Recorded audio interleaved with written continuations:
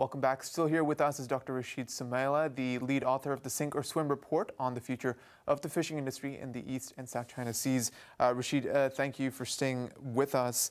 One of the key focuses of your report is also on Hong Kong and how it's almost taken center stage as far as being what you've called a disproportionately large consumer in this whole market. That might be surprising to many people, considering that the report itself also mentions that the East and South China Sea are bordered by 14 fishing nations. Is there any way you could sort of explain or paint for us a picture of just how much leverage Hong Kong has over this market? Yeah, interesting question. Hong Kong is special when it comes to fish because it's one of the few countries where about 90% of all the fish that people in Hong Kong consume actually comes outside their waters. So there's a lot of fish import, mostly from China and other Asian countries. So to me, and actually this is how I started getting into this work with ADM Capital. They came to me and we started talking how UBC could help. And their main argument is that Hong Kong gets so much of its fish from outside in other Asian waters. So Hong Kong should have an interest in helping these ecosystems and in other countries to really ensure sustainability because we eat them, right? Which is a very sensible thing to do. So yes, Hong Kong is big. It takes a lot out of it. In terms of leverage, it is just one of the many countries in the South China Sea and also the East China Sea. So that gives the country less leverage per se. But I think the power lies in this kind of work where Hong Kong, and this is the financial sector actually, supporting research to actually help the management of the main fishing grounds in Asia, because this is where a lot of their seafood comes in. So I kind of like that thinking a lot, not just to think outside of your own little domain to see the big picture. And I think the country is doing this in a nice way. Speaking of, having what I guess is a considerable size in this market, the report also mentions that, of the 3.2 million fishing vessels, that are operating in marine waters everywhere around the world. Over half of them operate in the South China Sea and the East China Sea. Yet these ecosystems supply only 18% of the world's catch, meaning that there's obviously the ratio of fishing vessels to fish in these areas is incredibly high. Why fish here then, knowing that the supplies are low or dwindling, over the years? How does this help these fishing groups, and does it have anything to do with being able to control the prices for the fish? Yeah, great question. And in general, when you look at the whole world, estimates are that we use 2.5 times more fishing effort than what is needed to fish sustainably. And for the South China Sea and East China Sea, this proportion is even higher, as you have just alluded, right? 50% of the fishing vessels taking 18%. Clearly, this doesn't work well economically. Part of the reason this is possible is because fishery subsidies, right? Because the governments of these countries, China and the others, actually give quite a bit of fishery subsidies to the fishing sector, whether it is through fuel or fuel tax rebate. So that keeps people fishing even when they wouldn't make money in the market. And that keeps the boats on the water longer. So subsidies is one big part. And then, of course, you can have other reasons like politics. We talk about land grab, right, on land, but there's also sea grab or ocean grab where countries are positioning themselves or fishing companies are positioning themselves to make claims to the fish in the water. And so they are willing to fish more even when they are not making money for some time. So you have all these kinds of reasons that keep these boats going. And then you have situations where some countries they have quite a large number of people fishing marginally and are not making a big living, a good living. In economics, we talk about the opportunity cost of their labor is quite low, and so they can afford to keep fishing. It's almost like they don't pay themselves wages. Their wages are zero, so they are able to keep fishing. So I can list you a number of things that keep these boats going on when they shouldn't actually.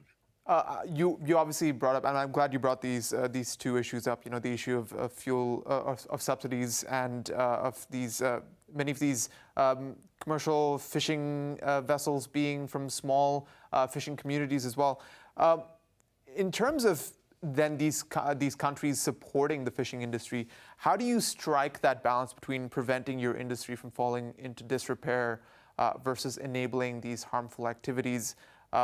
I mean, you've talked about harmful subsidies in the report itself Yeah. as well. So what constitutes a harmful subsidy? Essentially, a harmful subsidy is that public funds, public money that is given to the sector that leads to overcapacity and overfishing. So I mentioned fuel subsidies. That's a really typical one. If somebody is paying half of your fuel bill, you are going to be able to fish more than you would if you are not getting that free money, right? So that's how harmful subsidies operate. They either reduce your operating costs or they artificially increase your revenues. Either of these or both of these leads to imaginary large profits, and that attracts commercial fishers because they fish for profit. So that's how the subsidies work in this case. And going back to the question about striking a balance between preventing Yeah. your industry from falling into disrepair versus enabling these harmful activities, how can countries strike that balance? Yeah, that is really a tough one because you are essentially talking about short-term costs versus long-term benefit. Right. And generally, we people, we are not good at handling this because when it's short-term, that weighs much more than the long-term. So we are all hanging on the current misery, that's the low biomass, because we are afraid to do something, because that means some people will not have the minimal work they have. So to be able to deal with this, you almost have to think like a doctor, right? If somebody has an ailment and they come to you, you either do that surgery and the person gets well and feels better, gets in a better shape, or you just hang them there because they're afraid of the surgery or it's going to be painful and they stay with the pain and keep trying, right? So that's the situation we are in here. And the way to deal with this, in fact, we might have an internal way of dealing with this. These fishery subsidies, the harmful ones, can actually be redirected. By the way, I'm not saying take the money out of the fishing community. Just redirect the money, help them to adjust whilst we give the fish a break so the biomass will increase, we get to a better place, more fish for people to catch. But so you can use the subsidies. There's this idea, for example, of using public funds to pay fishers to go fish for plastic rather than for fish. Because the big problem of plastic pollution, there's plastic in the ocean all over. There's one report that predicts that if we don't watch it, there will be more plastic in the ocean than fish. So if we pay people to clean up the ocean of plastic, they get their livelihoods, which we all like. We don't want anyone to starve. And they give the fish a break so that we get more biomass. And they clean up the ocean. That's a win-win-win. So these are the clever ways we need to think about using our public funds rather than giving them fuel subsidies. They go take down the fish biomass, the thing they depend on. Next time they need more money to go, more subsidies to go deeper and further, just taking down a resource which actually we can benefit from for infinity. I have a book that I published in October. The title is Infinity Fish. Fish is one of the things that we can continue benefiting from forever to infinity. So the benefits are huge, they're infinity. That's what I mean by infinity fish. So yes, we need to find clever ways to relieve the pressure on people so then they can also relieve the pressure on fish in the ocean, and therefore the ocean can do us the service, be in a better position. If you bring in climate change, that even makes it worse, right? Because at the current state, when climate change strikes, we are in deeper trouble. So we need more healthy fish stocks in order to withstand climate change also. I mean, speaking of climate change, what I obviously talked about it in the introduction, but what is the worst case scenario that we're looking at in terms of the future of these fisheries? Oh my God. Well, the worst case scenario doesn't look good at all.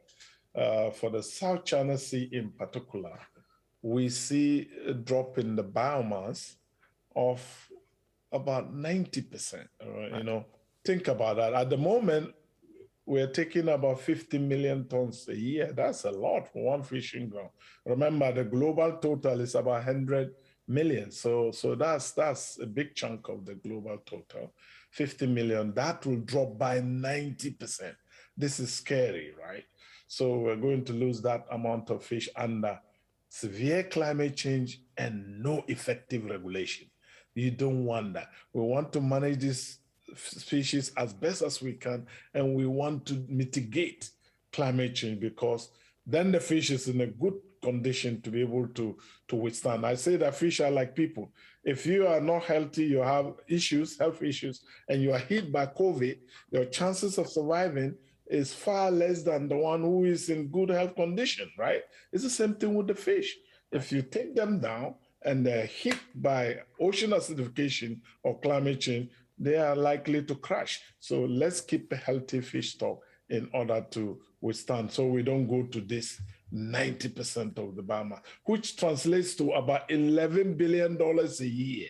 That is the revenue at the port. If you take in the multiplier effect, that is all the restaurants, all the retailers, and the wholesalers, multiply that by 3, we're talking about $33 billion being lost from this activity if we don't mitigate climate change and manage these fisheries well. Only for the South China Sea I'm talking about here. So it's obviously a double whammy, both economically and environmentally. Rashid, I'm afraid that's all we have time for today, but thank you so much for your insight. Yeah, thank you so much. Thank you. Wonderful. Well, that's it from us here on All About Money. Have a good evening. We'll see you next week.